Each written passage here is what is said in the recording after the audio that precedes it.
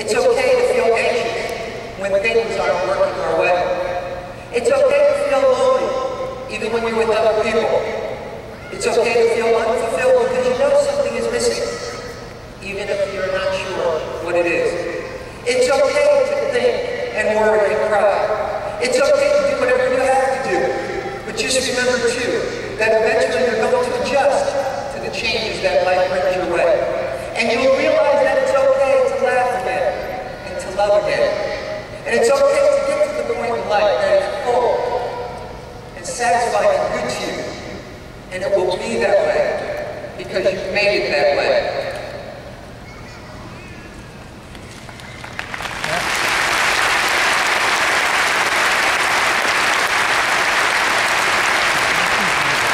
Now, I know many of you out there are sitting with mixed emotions, and that's okay.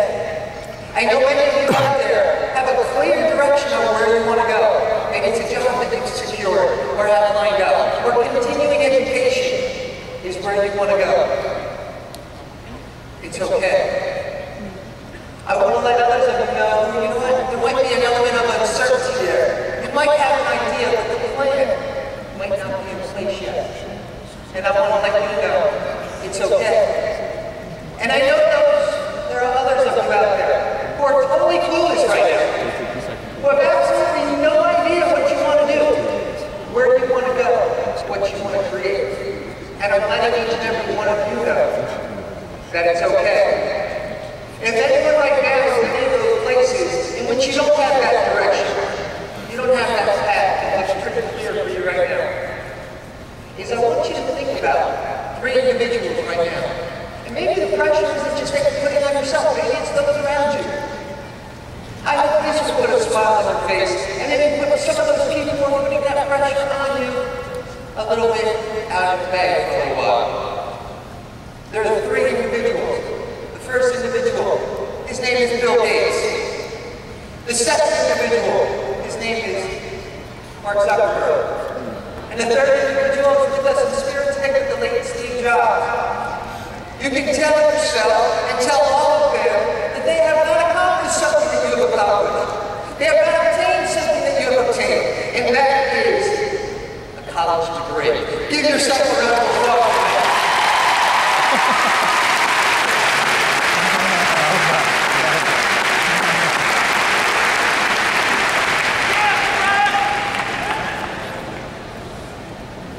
You know what I miss, and I hope you miss it too? I asked you, when was the last time someone asked you what you wanted to be when you grow up? What you wanted to be when you grow up? You know, a lot of people are going to ask today, what are you doing when you leave here? Where are you going to work? What type of continuing education are you going to follow through with? Where are you going? And while all those questions are important, I don't want to minimize that. You know what? I'm in a place right now. You're still wondering what you want to be, now that you have grown up. So do me a favor, ladies and gentlemen. Please close your eyes for a moment. I want you to bring your attention to the center of your chest, your heart at this moment. I want you to ask yourself, what would it feel like if you knew you could not pay? And what would it be like if money wasn't an issue, meaning you have plenty of it? What would you want to be right here, right now? And okay, what would you like to be doing? Though you know, last time I checked, you were a human being, not human doing. Now, do me a favor, take a deep breath in through your nose and out through your mouth. And please open your eyes. Now, maybe for that fleeting moment, there was some level of excitement that came to you. I think you just tapped into a passion. And I'm sure that there are many passions that you have in life. Passion is your fuel, ladies and gentlemen. It is your 24-hour energy drink that is available to you at any moment that you want to tap into it, knowing well wherever it is that you're heading. I hope that you have that passion in your life. I hope there's also purpose. Purpose. These are the destinations in life. These are the places that you're going to go, full of trials and tribulations. And then you're the driver. You're the one who's going to determine how much passion you're going to have in your life. You're the one who's going to determine what direction you're going to go into. You're going to be the one who's going to honor your greatest power as a human being, and that is your power to choose. So I ask you right now, where your choice is going to take you. You know where they brought you up to. Where are they going to take you? Now, when I think of this word passion, and I think of the word purpose, and I think of this driver called you, we have many individuals in this room who truly exemplify all of the meanings of these words. There's one individual who comes to mind, someone who many of you know, someone who I know many of you, just like me, if they're driving through this thing called life, you would so gladly sit shotgun next to them. I'm talking about Seton Hall's very own Professor Michael White in business school.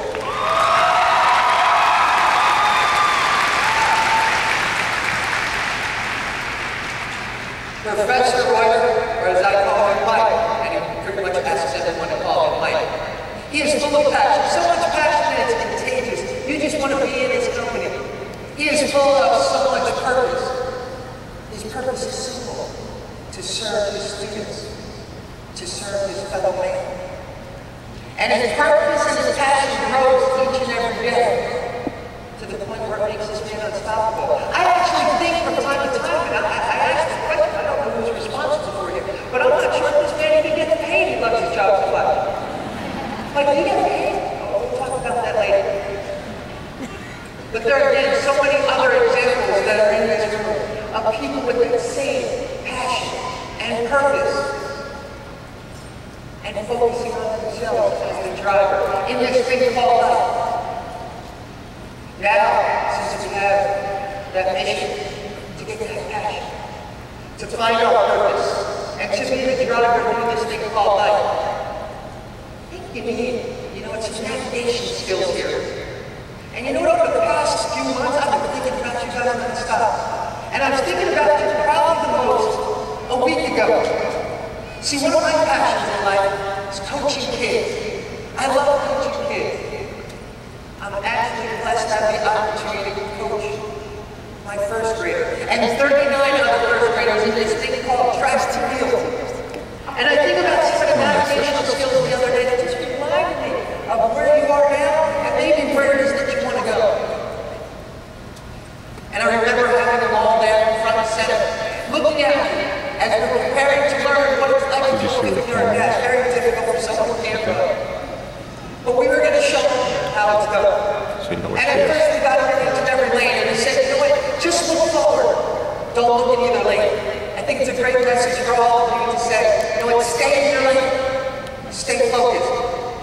Now every once in a while, and I remember one child, I think it was a butterfly or a moth, all of a sudden he became a little distracted.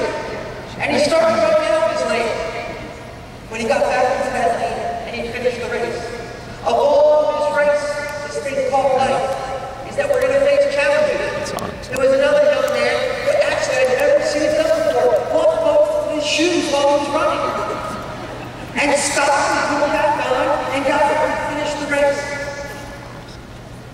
We all know when we're moving forward in our lives, when we look left and we look right, we can actually slow down in life. Keep looking forward, keep meeting that goal. But also understanding that at the end of this thing called race, and all during the race too, it is about service. It's about helping one another. I remember when we had different heats, a group of kids ran through. And then all of a sudden, one of those kids who came up to me and took a little tug of my shirt with my son ran. And he said, Dad, he said, do you know that there's a little girl, you didn't even know her name? It's a little girl who forgot to bring her water bottle. Don't you have an extra one in your backpack? And I said, yeah. And he went over and he gave it to her. And it reminded us, no matter what, no matter how focused we are at our goals, no matter what it is that we want to achieve, we have to remember that it's about service to others. And then I gathered it all together. And I said, each and every day before we're practice, there's two things that we're going to remember every day. And that's to try your best to have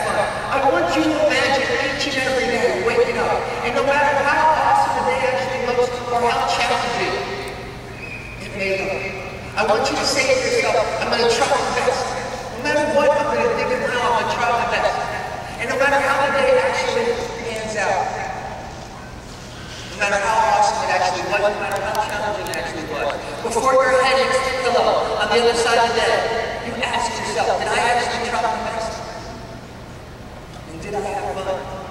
And if you can say to yourself that each and every day, I promise you, is that you're still going to face challenges in your life, but they're going to be made minor speed bumps as compared to major mountains you're going to have to climb. See, the journey is yours. Each and every one of you is on a unique journey. It will not be replicated, it will not be duplicated. Never has, never will. Each and every one of you now has to honor that journey. But as I said before, there are going to be challenges along the way. There are going to be challenges along the way. Is that there was a student at a university, not this university, another university, in which he got a term paper back. And it was his C. And he actually, the theme of his term paper was to basically put together a business plan for a reliable overnight delivery service. He got a C. Many years later, after he graduated, ended up raising $138 million. Some from the bank, some through investors, some through his family. $138 to start a company called FedEx. To call FedEx. Again, I want you to take every single failure and I want you to turn it into feedback. Knowing full well that is part of the journey. And I want you to really honor yourself with every success that you create, but knowing full well is that we very far we desire. And knowing full well that the journey continues for you as well. In examining what it is that you're accomplishing here today, I said, you know what, let me reach out to a few of the graduates. Let me see what you have to say. I asked them a few questions. Two of your students out there, what your biggest accomplishment was here, and what your biggest challenge was, and how you handled it.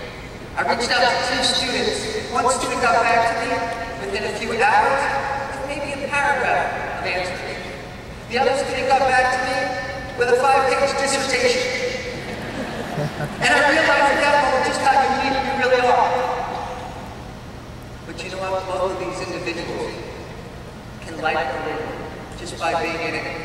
And I have that level of comfort, just as I have with all of you out there today, that you're going to make it. The first individual, Mr. Peter Dale, where are you? Wait for me, Mr. Dale, where are you?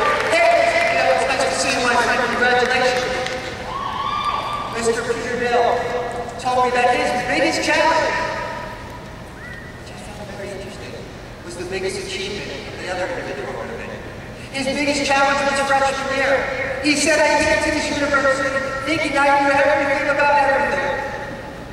In which he said, I was 18 years old, and I realized I didn't know anything.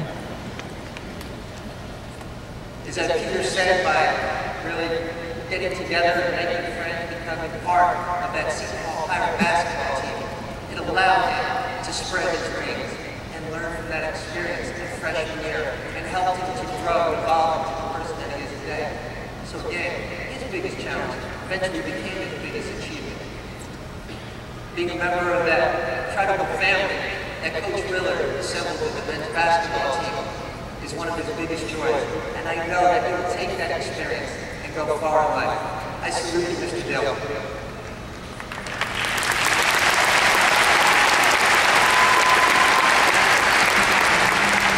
The second individual, Miss Amanda Carwell. Where are you, Miss Carwell? Nice to see you, my friend. Congratulations to you. Miss Carwell actually said freshman year was the most rewarding, was the best experience of her year. She said she was lost. She said, but they all came in the class of 2012 with this, a camaraderie, a sense of togetherness. They were all trying to find their same groups, their groups in which you know what they wanted to grow and learn together. And Miss Carwell ended up, and if you meet her, her ability and her willingness to want to connect with others is contagious as well. Tell that she is a student of Mr. Michael Boyd. And she basically, wherever she goes, is that level of spirit of everyone else around her. She's an opportunist, and I know that every single experience that she has in life, she's going to make the most of. Congratulations to you, Ms. Carver.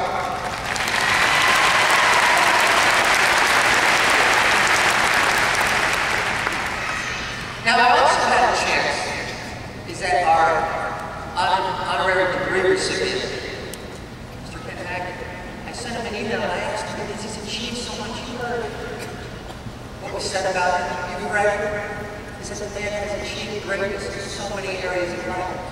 But I asked him from his college experience how it helped him to get to the point where he was today.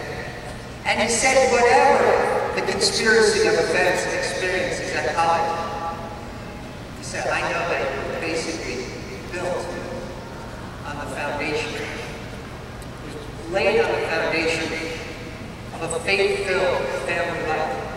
I thought that was powerful. I congratulate you, my friend, on a wonderful degree that you've received today, but also being a shining example to those around you today. Which takes me to the family that we have surrounding us today. Is that I think it's an extraordinarily symbolic moment. If you think about where you are now, right now, you're seated, and I hope that you carry this memory wherever you go, is that you probably have some friends around you, maybe you're going to call extended family. And then you look a little bit outside of that, maybe there's a professor or two who you know what, you've added over the years to that extended family. Then you go beyond and you see your Seton Hall family who will always be here to help you and to support you and let you know that you don't have to go at this thing called life alone, and we're here to support you. And then you go a little bit further, and they're your family and friends. Is that again, there's no absolute, there's no one in here who has that journey. That's not unique. It's unique to you and will never be duplicated. But again, I want you to understand that you are not alone and that it's okay wherever you are right now. The world right now is your greatest classroom. It's your biggest classroom. Your life experiences are your daily classes. Some of which you will pass, some of which you will fail. But knowing full well that a lot of those life experiences right now have led you up to this moment, I will tell you right now, today, you have passed with flying colors. I am proud of you. Everyone in this room is proud of you. Thank you so much for allowing me to be here today. Good luck with your journey. Thank you.